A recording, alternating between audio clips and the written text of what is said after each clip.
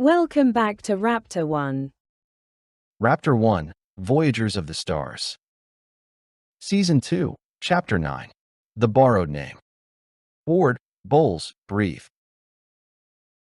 The haul took them the way a good harbor takes a boat. No applause, only depth. 7 bowls, the hood, the board. Talon sat with the posture of a person who had run out of performances years ago and kept going anyway. The elder gestured to the slab. "Tell it like weather," they said. They did. Not a transcript. Rooms don't need quotes, just the order in which the air changed. Ira traced the waiting rooms at Velt Drift with wire and fingers. 3 in a row, 2 wrong, 1 square in the door. Varric set down a sable, 3 fin, and marked the hinge's breadth wrong on purpose. Perfection is suspicious. Tessa hummed the half-beat late that kept Doctrine waiting. The ember kept time without asking for praise. Chiron drew the patient's pocket as a hole in chalk dust and admitted to the old handshake he made into posture. 3-breath grace, he said, owning it with his palm flat on the board. Darrow added rope. A ring knotted so it could be pulled free by a frightened hand. Cyrus leaned the rain filters on the slab and said, "If I ever show this, I will show the quiet late." He didn't look at Tessa to make the promise real. He felt her hear it anyway. Talon's turn came last. They picked up the dented canister June had brought and set it at Velt's edge, not as a relic, but as a compass weight. "Anchors," they said, "not 1 tooth. 3. Triangulated. Share patience. If you fire at one, the others steady it. If you sing at one, the others smother your note. They want us to learn helplessness." "Plan?" the organizer asked, like asking the weather when you can hang laundry. "Don't teach them," Chiron said. "We pry without demonstration." Ira's pencil hovered, then didn't move. "Pry how?" "Make their patience late to itself," Tessa murmured. "Not gone. Off by a breath." Varric's grin was all hinge and spite. "Desynchronize a triangle," he said. "Turn an equilateral into 3 people answering the same question at different parties." Talon nodded once. "You don't break a grid anchor. You make it argue with itself while you walk past." Katrin, who respected both knots and honesty, tapped the board with a knuckle. "And if you lose the argument?" "Then we leave," Saran said, already adding that possibility to the list they keep in their bones. "And we don't make statues of failure." The elder lifted a bowl, poured water into it from a chipped kettle, and set it on the board's corner like a punctuation mark. "Ethics," they said, "before tactics." The borrowed name. The paper with 4 words, "Solari alive," at Velt. Lay beside the bowl. No one touched it. The hall waited to see whether the name would be treated like room or message. Chiron did the ugly generous thing first. "If rumor used my name to bait," he said, "it did so with craft that deserves respect. If rumor used my name to warn, it did so with an economy I admire. Either way, any power in the word Solari is borrowed. I will not spend it for vanity." Talon's mouth tilted, not unkind. "You can say my name without apologizing to the room." "I can," Chiron allowed. "I choose not to when names become tools." Cyrus watched him and learned, then looked at Tessa and felt something warm stake a small flag behind his ribs. He wanted to lean into it like sun. He did not. He let it be weather instead of theater. The elder gestured at the paper. "We will not pin this to a wall. We will let it travel late, and only when it keeps people alive." They slid the slip into a felt sleeve and handed it to the organizer. "Store it with the dead man packets." "Understood," the organizer said. "Room, not headline." Tessa felt the room relax the smallest amount, the way a tired muscle relaxes when the right stretch finally lands. Then we won't ask Talon to perform survival, she said. We'll ask for craft. Talon's throat worked. Thank you, they said, tone dry enough to pass for humor. I can do craft. Map of trust. Ira began a map that couldn't fit on paper. She laid threads not as routes, but as permissions, where a late hum would be accepted, where rope would be believed, where ugly would be read as honest, where silence would be treated as threat. She marked 3 red chips for the grid anchors and then placed the ember, banked, warm, between them. If the anchors share patience, she said, we give them our count to trip over. A metronome in the wrong pocket, Varric said approvingly. The ember isn't a weapon, Tessa warned herself as much as the table. It's a tool that asks rooms to keep time. If we ask it to perform, it will learn the wrong posture. Then we use it like this, Chiron said, tapping the bowl's rim with one finger, offbeat. We set a small count near one anchor. It reaches for it. It misses. Its patience becomes late by a hair. The others adjust toward that late. We move through the breath between them. Paper, Talon said. Thin, honest, useful until it burns. Darrow tugged his knot once, not to tighten, to listen. If it burns? We don't stand on it, Saran said. We step back and admit hand tremor to the report.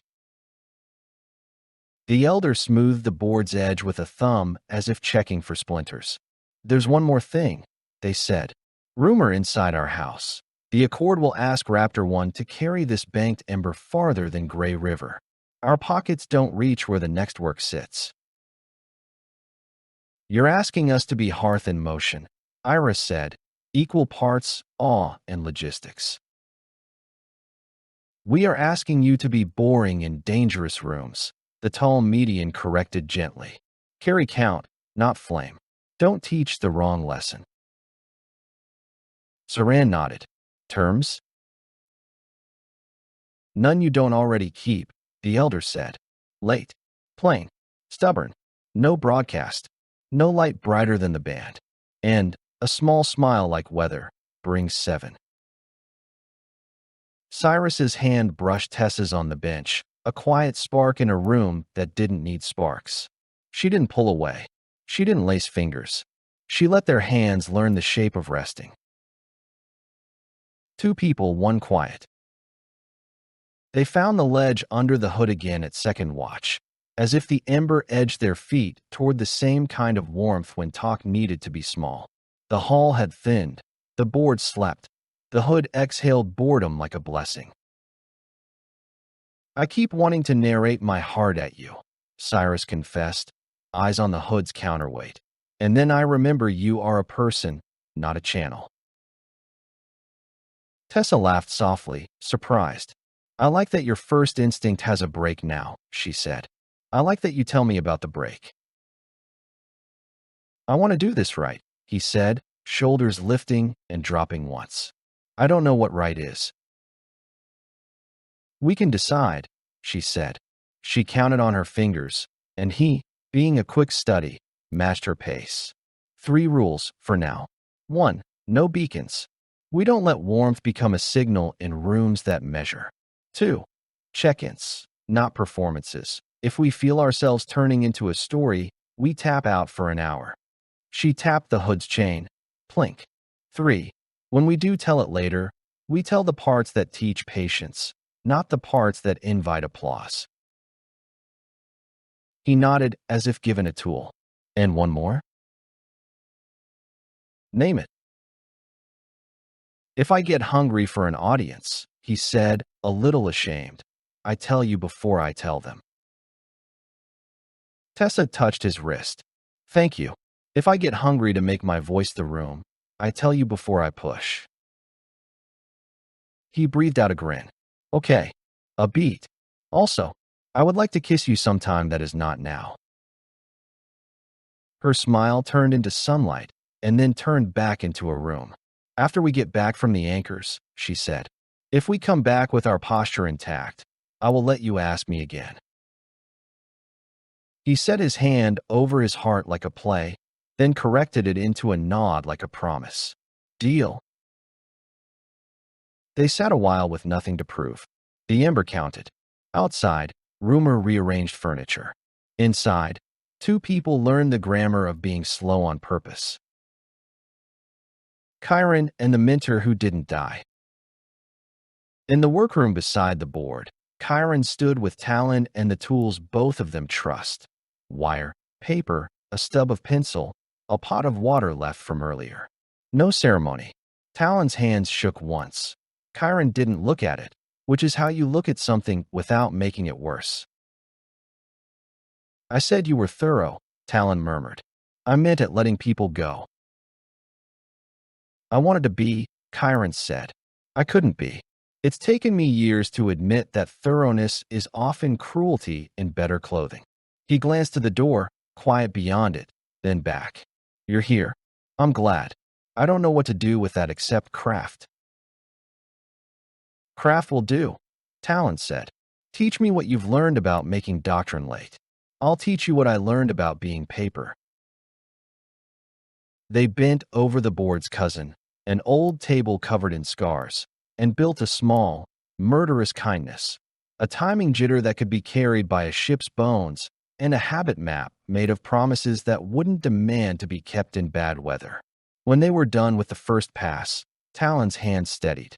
Chiron's mouth softened in a way few people had seen. You'll have to decide whether to be Solari again, Talon said quietly. I'll be Room, Chiron answered. If people need a name to enter, they can borrow mine. I won't wear it like armor.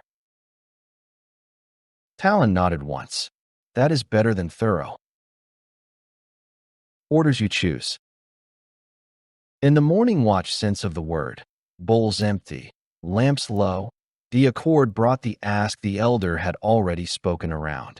Carry the ember to Stillwater Reach, the organizer said, pointing at a strip of hull riveted into the board to mean a corridor beyond Gray River's comfort. Anchors trial a triangle there. We need a count between them that makes patience fail to agree with itself. Stillwater, Iris said, tasting the name like a note. The habit there is lazy. Good for us. Bad if we make it run, Varric grunted. Lazy habits buck. Posture holds? Saran asked. Posture holds, the elder said. Late. Plain. Stubborn. Brings 7. Blind lens. Leave room. Saran looked around the circle and found consent not as a show of hands, but as a change in people's breathing. Say it, they told each in turn. Ira, we map promises, not points. Varric, we look tired when they stare. Darrow, we hold, we cut, we pull, we don't pretend. Chiron, we ask rooms, we don't tell them. Talon, we become paper where metal would break.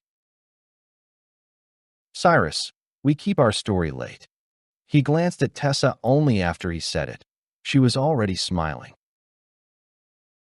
Tessa, we carry a count, not a son. Saran, we choose ugly together. If the band warms wrong, we throw it in the sea. The elder touched the empty bowl, moved it a hair, and let their hand rest there. Good. Go before the rooms remember how to wait worse. Leaving with 8. They ready the way practiced people ready, repetitive, honest, without drama to feed the wrong gods. The ember rode at Tessa's sternum, banked, steady. Ira filed nothing and remembered everything. Varric left one hinge imperfect, so relief would believe them. Darrow retied the peace binding uglier than yesterday and smiled at it for telling the truth. Chiron tucked the three-breath rule into his palms. Talon checked every latch as if every latch were an answer to a question about mercy. Cyrus set 2 rain filters in a pouch and wrote after on the inside with a grease pencil. Saran walked the spine of the ship and asked each person what will make it easier on your bad day, and believed the answers. At the ring, the medians lifted their palms. The band stayed cool. The hood sighed. The corridor opened. "Bring 7," the tall median said, and then, seeing Talon at Saran's shoulder, amended with a rare curve at the mouth. "Bring 8. Don't leave the room short." "Blind lens," the organizer added, and Cyrus answered with a small salute that was becoming a ritual instead of a bit. "Leave room," the elder finished, and Tessa touched the band at her throat. "Cold, correct." Raptor-One slipped the pocket and let Gray River take her weight. Behind, the board kept everyone else honest. Ahead, Stillwater Reach waited like a lake that had not learned anyone's name. Cyrus leaned close enough that Tessa could hear him without the ship. "After anchors," he said, not a promise, an invitation. "After," she agreed, and the word felt like a door that opens inward. They flew late, plain, stubborn. 8 now, with a borrowed name folded away like a tool you take out only when it repairs more than it breaks. A lake that pretends it isn't moving. Stillwater Reach did not rush, it leaned. Gravity here behaved like an old story told slowly. Habits flowed in wide sheets, and anything that tried to be quick learned to be quiet or learned to be gone. Ira had her palm on the NAV glass, forefinger drifting in a tiny circle. "It pulls to the west and a breath down," she murmured. "If you let it, it will decide to keep you." "We don't let it," Saran said. "We agree with it and move anyway." The grid anchors showed themselves not as teeth, but as tidy omissions, regions where the field didn't so much vanish as sit up straighter than the space around it. 3 points in a lazy triangle, north, east, southwest. Between them, the silencer hush ran like a skin. "North first," Talon advised, not his order. "It listens hardest, acts slowest." Varric slid a sable, 3 fin along its rail, and left it a finger's width out of true. "Sick knee posture on all radiators," he said. "We're not pretty today." Darrow checked Cotrin's door hold knot at his wrist, tugged, let it give, tugged again. "Rescue lines rigged. We cut ourselves free if the lake thinks we're furniture." Chiron stood with hands folded as if praying away his own instincts. "I'll read. No broadcast.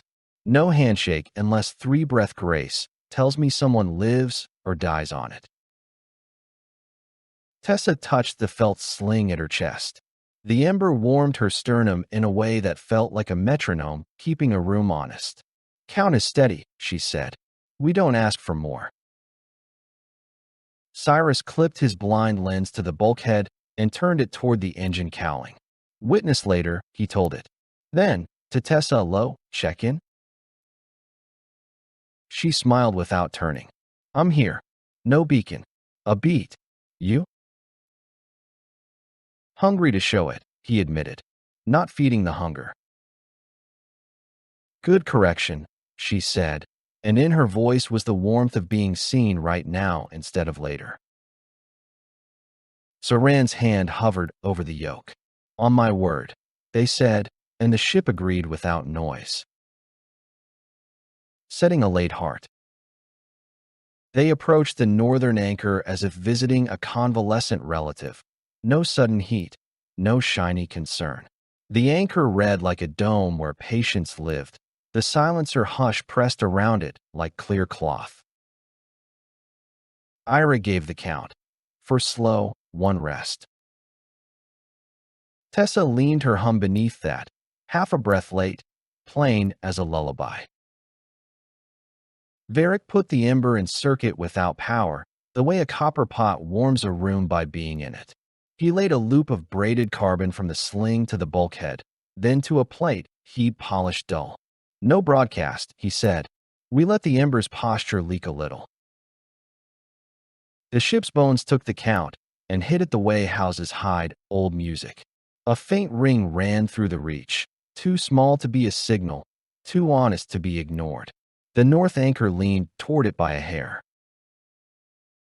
Late, Chiron breathed, recognizing a doctrine taught bad manners. It's expecting certainty. Give it error.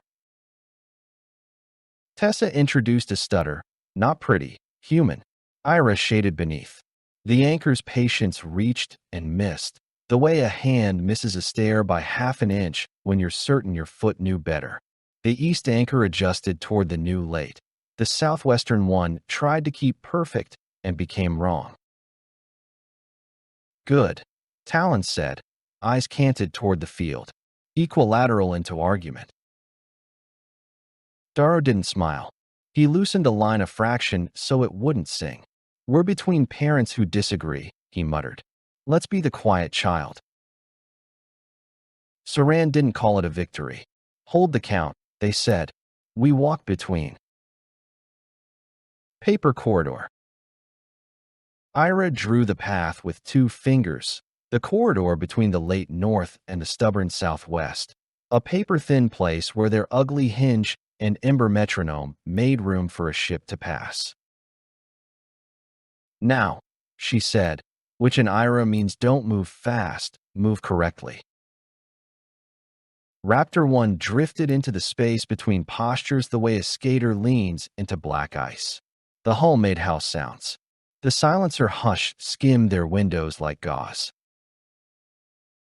Chiron watched the field try to decide whether they were story or room. We are furniture, he said softly. We are respectable boredom. Varric flattened waste heat until it read like an appliance too tired to shine. Tessa held the late hum without beauty. Cyrus counted with his tongue behind his teeth and discovered counting can feel like prayer. Darrow's rope lay across his lap like truth. They passed the north anchor's reach without teaching it a trick. The east anchor recalculated late to match north. The southwest stood alone and became wrong. Ira's shoulder eased a degree. Now, she said again, and that now meant don't let satisfaction decide to help. The slip. Halfway through the paper, Stillwater Reach remembered to be a lake. A slow roll slopped through the habit, almost elegant. The fin out of True whispered against its rail with the smallest TSK. Not metal on metal, felt on paint. Still, the kind of sound doctrine loves to interpret. Chiron's head snapped up, grit of tension rising. Hold, Saran said. No spikes. The southwest anchor's patience reached for the whisper. Tessa dropped her hum another hair late. Ira slid underneath. Varric gave the hinge an uglier truth, and the ship sank into boredom so convincingly that the anchor tasted its own confusion and steadied itself on nothing. The roll passed. The whisper ended not with relief, but with a choice not to be relieved. Darrow didn't realize he'd been holding a breath until Tessa tapped the hood of his knuckles. In 2. Out 4. Cyrus looked at their hands and thought of their 3 rules. Check in. He whispered, because a room under pressure is the right time to be disciplined. Tessa let out breath and found it still hers. Steady, she said. You? He nodded, jaw working, shaking and steady. She squeezed once, a punctuation mark, and withdrew so the ship wouldn't learn the wrong lesson about comfort. They slid out the triangle's far side thinner than paper. Free breath grace. The reach didn't punish them for getting it right. It punished them for still being there. A keeper curtain pivoted into their wake with the lazy menace of a clerk who has decided to stay an extra hour to make sure the queue is miserable. Curtain turning, Iroh warned. We earned a yawn. We're about to get a question. How many breaths? Saran asked. 3 before the edge sniffs us. Chiron's hands moved without touching a control. Old muscle memory wanted to do something impolite. He held off 1 breath. 2. On the 3rd, he spoke, the rule precisely obeyed. I can lay an old Alliance maintenance posture in the other corner, he said, not looking at Saran. Ugly. Late by a hair. The curtain will want to bully it. It will be not us. Do it, Saran said. Say it as you do. Chiron leaned his certainty into posture rather than channel and let the relay taste a stamped form that had grown bored of being official. Dull, officious, plausible, fractionally wrong. The curtain shifted its attention like a tired predator picking the slowest antelope in a different herd. The edge softened near Raptor-One.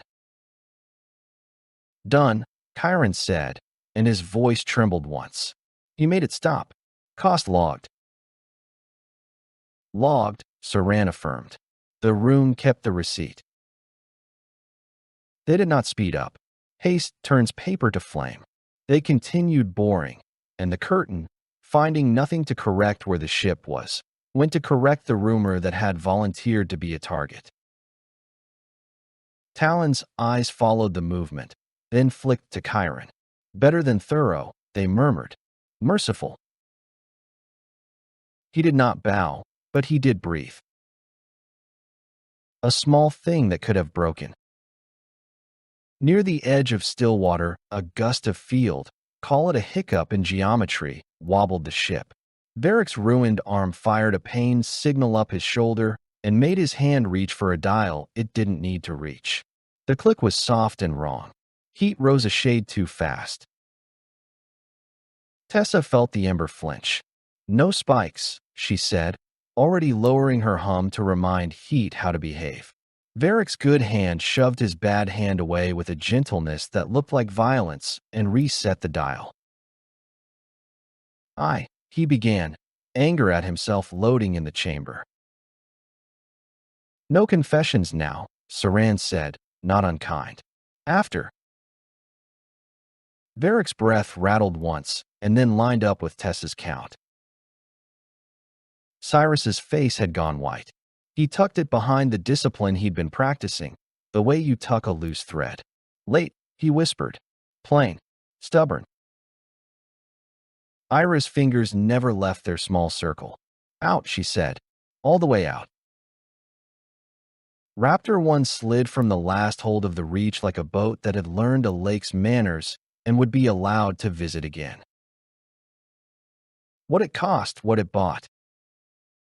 Only when Gray River's friendlier habit took them up did Saran let the ship hear a human exhale.